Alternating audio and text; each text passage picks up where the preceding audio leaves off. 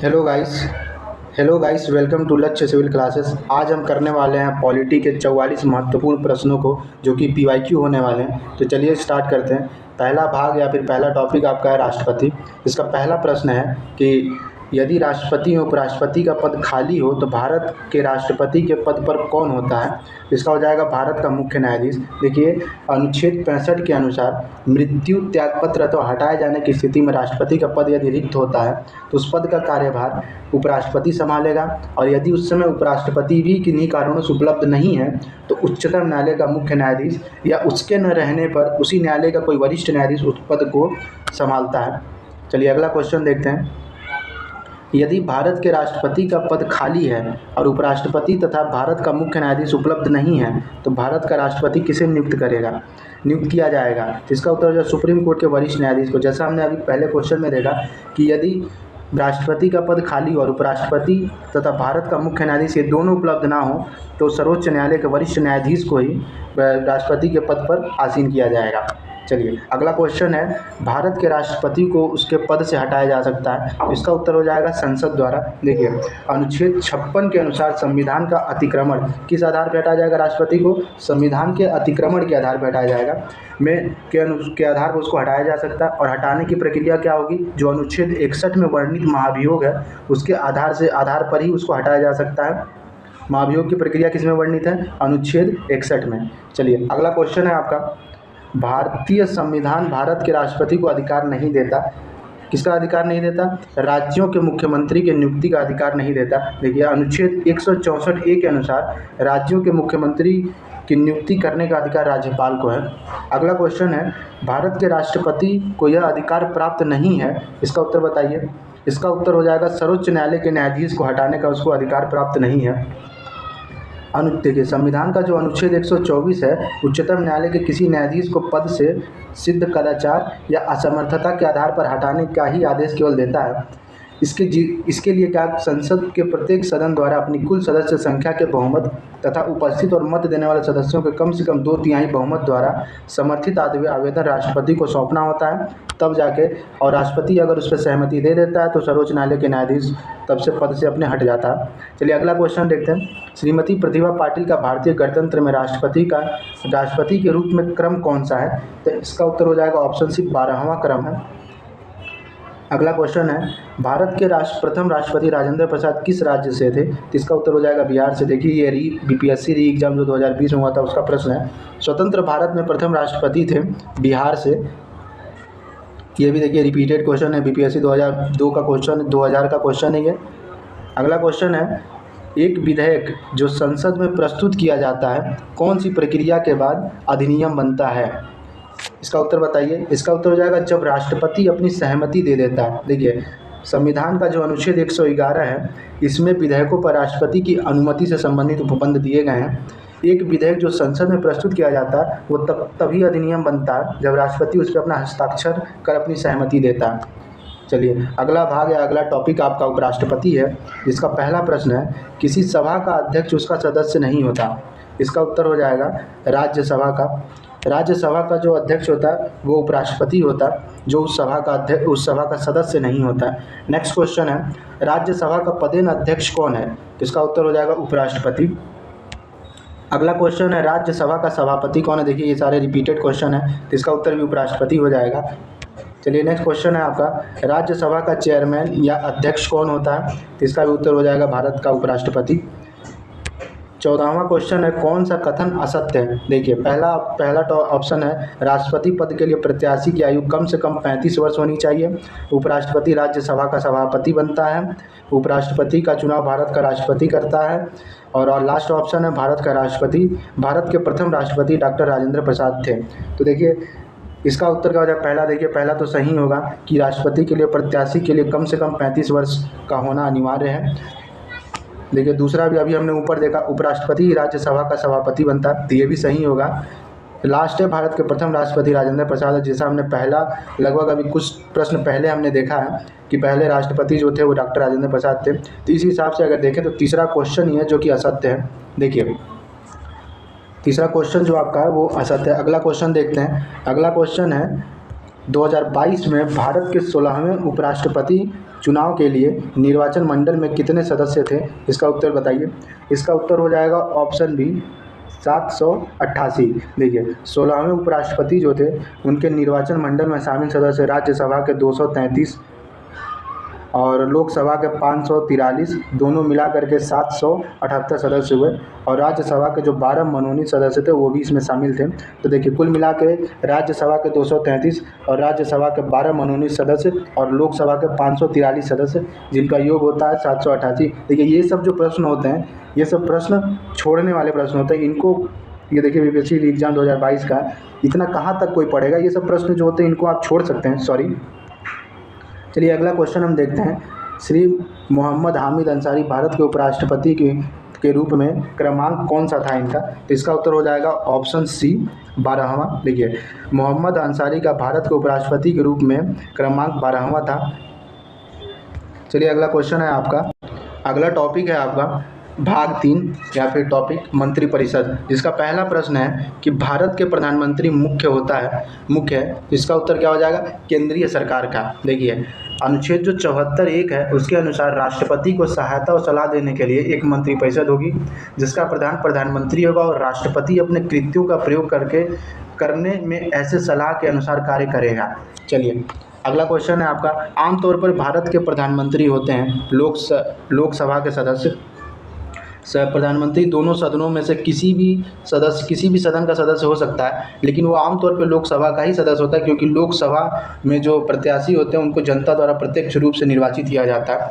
चलिए अगला क्वेश्चन है आपका कि भारत का प्रधानमंत्री किसके प्रति जवाबदेह होता है?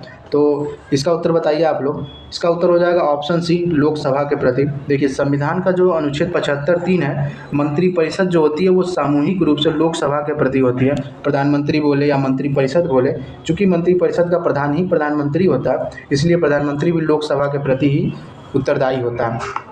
उत्तरदायी या जवाबदेह होता है। अगला क्वेश्चन है, संघीय मंत्रिपरिषद में मंत्री सामूहिक रूप से उत्तरदायी किसके प्रति होते हैं? तो इसका उत्तर हो जाएगा केवल लोकसभा के प्रति। इसका उत्तर हो जाएगा आपका ऑप्शन डी, क्योंकि अभी हमने देखा कि 75(3) के अनुसार जो होती है मंत्री सामूहिक रूप से लोकसभा के प्रति ही जिम्मेदार होती है। चलिए अगला क्वेश्चन है आपका, केंद्रीय सरकार के संदर्भ में निम्न कथनों पर विचार कीजिए। पहला कथन है, मंत्रालय तथा विभागों का निर्माण प्रधानमंत्री द्वारा कैबिनेट सचिव के परामर्श से होता है। दूसरा है, प्रत्येक मंत्री को मंत्रालय राष्ट्रपति द्वारा प्रधानमंत्री के परामर्श पर आवंटित किया जाता है। तो इसका बताइए कौन सा सही है? इसका उत्तर हो जाएगा केवल 2, ऑप्शन बी इसका सही उत्तर है। देखिए नए मंत्रालय या विभागों का निर्माण या पुनर्गठन जो होता है वो राष्ट्रपति द्वारा नियम बनाकर किया जाता है। इस वजह से ये प्रधानमंत्री द्वारा कैबिनेट सचिव परामर्श से नहीं, यहाँ पे होगा आपका राष्ट्रपति द्वारा नियम बना के किया जाता है, और उनका आवंटन जो है वो राष्ट्रपति प्रधानमंत्री के परामर्श के अनुसार करता है मंत्रियों को। चलिए अगला क्वेश्चन देखते हैं। अगला क्वेश्चन है, मंत्रिपरिषद उत्तरदायी होता है। तो इसका उत्तर बताइए। इसका उत्तर देखिए, मंत्रिपरिषद जो होता है अभी हमने देखा 75(3) के अनुसार कि वो सामूहिक रूप से आपका लोकसभा के प्रति उत्तरदायी होता है, लेकिन इसमें लोकसभा है नहीं, तो निकटतम उत्तर इसका क्या हो जाएगा? संसद के प्रति।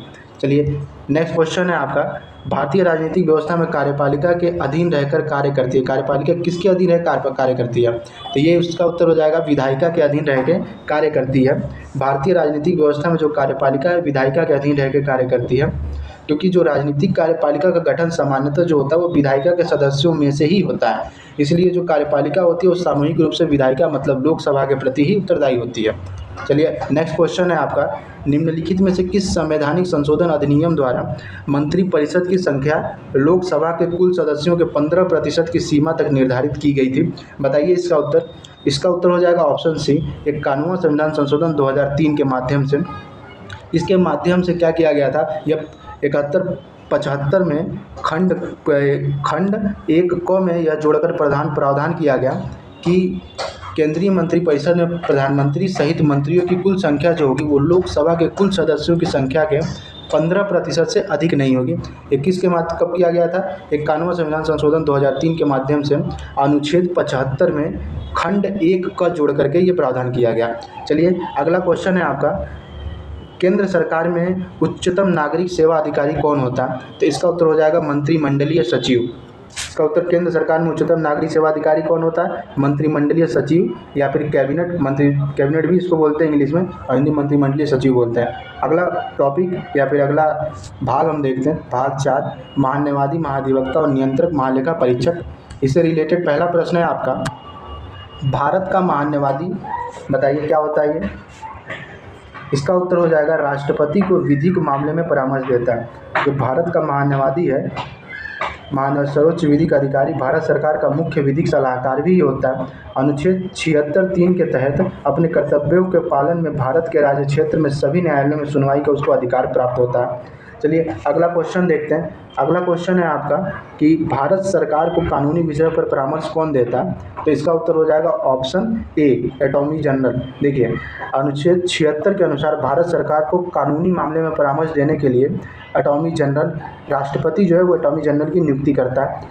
चलिए अगला क्वेश्चन है, भारत का महान्यायवादी किसके द्वारा नियुक्त होता है? अभी मैंने बताया आपको कि भारत का महान्यायवादी जो है वो भारत के राष्ट्रपति द्वारा नियुक्त होता है। ये देखिए बीपीएससी 2018 का प्रश्न। चलिए अगला क्वेश्चन देखते हैं, भारत सरकार का कौन सा अधिकारी सदस्य न होते हुए भी भारतीय संसद की कार्यवाही में भाग लेने का अधिकार रखता है? इसका उत्तर हो जाएगा अटॉर्नी जनरल। देखिए ये गैर सरकारी सदस्य होता है लेकिन संसद के किसी भी सदन में की कार्यवाही में भाग लेने का अधिकार ये रखता है। अगला क्वेश्चन हम देखते हैं, एक गैर सदस्य के रूप में संसद के किसी एक सदन में कार्यवाही में भाग लेने का अधिकार किसे है? तो इसका उत्तर हो जाएगा ऑप्शन, ये दोनों हो जाएगा उपराष्ट्रपति और महान्यायवादी। क्योंकि उपराष्ट्रपति राज्यसभा में ये भी एक गैर सदस्य होता है उस सभा का, लेकिन फिर भी वो सभापति होता है। और महान्यायवादी को तो ये अधिकार प्राप्त है कि वो किसी भी सदन में की कार्यवाही में वो भाग ले सकता है। इस वजह से इसका उत्तर ए और सी दोनों होगा।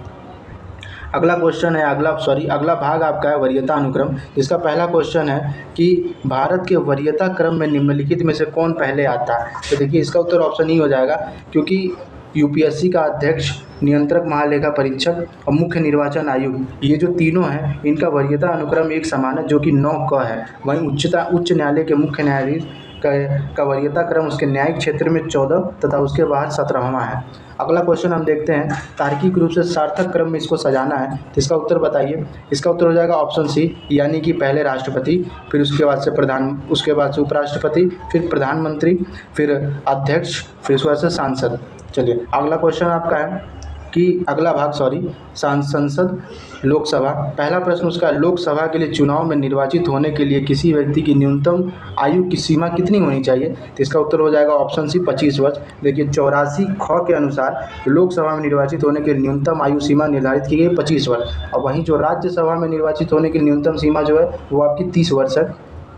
नेक्स्ट क्वेश्चन, लोकसभा का सदस्य चुने जाने के लिए एक व्यक्ति की आयु कम से कम कितनी होनी चाहिए? इसका उत्तर हो जाएगा 25 वर्ष। देखिए ये प्री 2018 का सेम क्वेश्चन जो आपका बीपीएससी प्री 2001 का प्रश्न था वही 2018 में रिपीट हुआ। इसी वजह से पीवाईक्यूज जो होते हैं वो बहुत ही इंपॉर्टेंट हो जाते हैं। नेक्स्ट क्वेश्चन देख लेते हैं, लोकसभा सदस्य, राज्यसभा सदस्य और राष्ट्रपति बनने की न्यूनतम उम्र सीमा होनी चाहिए। जैसा कि हमने देखा लोकसभा के लिए 25 वर्ष, राज्यसभा के लिए 30 वर्ष और राष्ट्रपति बनने के लिए आपको 35 वर्ष की न्यूनतम उम्र होनी चाहिए। अगला क्वेश्चन हम देखते हैं, अगला क्वेश्चन है सांसद सदस्य जो होते हैं, संसद सदस्य बनने के लिए न्यूनतम आयु सीमा क्या होनी चाहिए? इसका उत्तर हो जाएगा, देखिए इसका उत्तर हो जाएगा उपयुक्त में से कोई नहीं। सॉरी यहाँ पे प्रिंटिंग मिस्टेक है, यहाँ पे सांसद नहीं संसद सदस्य होगा, जिसका उत्तर हो जाएगा यहाँ पे सांसद नहीं संसद होगा। देखिए लोकसभा में तो आपकी 25 वर्ष है और वहीं राज्यसभा में 30 वर्ष है, इस वजह से उपयुक्त में से एक से अधिक इसका उत्तर हो जाएगा ऑप्शन ई, इसका सही उत्तर होगा। चलिए अगला क्वेश्चन हम देखते हैं। अगला क्वेश्चन है, लोकसभा में राज्यवार सीटों का आवंटन सन 1971 की जनगणना पर आधारित है। यह निर्धारण किस वर्ष तक यथासंभव रहेगा? ये 2026 तक यथावत रहेगा। देखिए 84वां संविधान संशोधन अधिनियम 2001 द्वारा 81(3) में संशोधन करके वर्ष 2000 के स्थान पर लोकसभा में राज्यवार सीटों के आवंटन का निर्धारण 2026 तक यथावत रहने का प्रावधान किया गया है। कि कब 84वां संविधान 84वां संविधान संशोधन है ये 2001 के माध्यम से। अगला क्वेश्चन रखते हैं, प्रत्येक राज्य में लोकसभा की सीटों का निर्धारण परिसीमन आयोग द्वारा किया जाता है। इस परिसीमन को किस वर्ष तक रोक दिया गया है? जैसा कि हमने अभी ऊपर देखा, इसका उत्तर हो जाएगा ऑप्शन सी, 2026 तक रोक दिया गया। किस संविधान संशोधन के माध्यम से? 84वां संविधान संशोधन अधिनियम 2001 के माध्यम से। और किस अनुच्छेद में किया गया था? 81(3) में संशोधन करके इसको 2026 तक यथावत कर दिया गया, अनुच्छेद 81(3) में। ये देखिए बीपीएससी एग्जाम जो हुआ था आपका 2022 का प्रश्न है। नेक्स्ट क्वेश्चन देखते हैं, वर्तमान लोकसभा के प्रत्येक राज्य के लिए सीटों का आवंटन आधारित है। इसका उत्तर आप लोग बताइए। जैसा कि हमने अभी ऊपर ही देखा था कि 1971 की जनगणना पर यह आधारित है, राज्य के सीटों का, राज्य के लिए स्थानों का आवंटन लोकसभा में। चलिए अगला क्वेश्चन है, लोकसभा में आंग्ल भारतीय समुदायों के सदस्यों को मनोनीत करने की शक्ति किसके पास है? इसका उत्तर आप लोग बताइए। इसका उत्तर हो जाएगा भारत के राष्ट्रपति के पास। जैसा कि आपको पता है कि इसका प्रावधान जो है वो 331 में दिया हुआ था, लेकिन 104वां संविधान संशोधन 2019 के माध्यम से आंग्ल भारतीय सदस्यों के मनोनयन की व्यवस्था को निष्प्रभावी कर दिया गया। लोकसभा में आंग्ल भारतीय समुदायों के जो मनोनयन का प्रावधान था उसको निष्प्रभावी कर दिया गया। कौन सा संविधान संशोधन था? 104वां संविधान संशोधन। किस वर्ष हुआ था? 2019 में। चलिए नेक्स्ट क्वेश्चन आपका है, लोकसभा में आंग्ल भारतीय समुदाय के प्रतिनिधित्व की क्या स्थिति है? इसका जवाब अभी हमने देखा कि 104वां संवैधानिक संशोधन द्वारा उनका मनोनीत करना समाप्त कर दिया गया है। चलिए नेक्स्ट क्वेश्चन है आपका, संविधान के किस संशोधन द्वारा एंग्लो इंडियन समुदायों के लिए आरक्षित 2 सीटों को समाप्त कर दिया गया?